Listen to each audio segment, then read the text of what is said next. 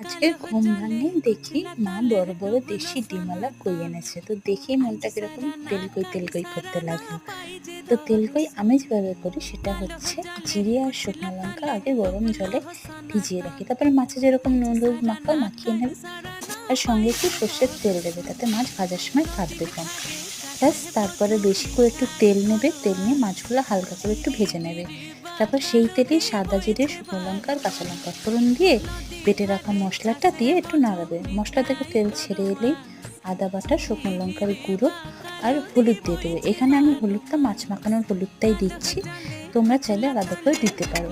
আর একটুখানি স্বাদ মতো নুন, যেরকম যা খাও। তারপরে জল দিয়ে একটু ভালো করে মশলাটা কষিয়ে মাছগুলো দিয়ে 5 মিনিটের জন্য ভাপে রেখে দেবে। ব্যাস, রেডি তোমাদের তেলকই। গরম গরম ভাতে খেয়ে বলো কেমন হয়েছে। বাকিটা তো তোমাদের হাতের গুণ। চলো, টাটা।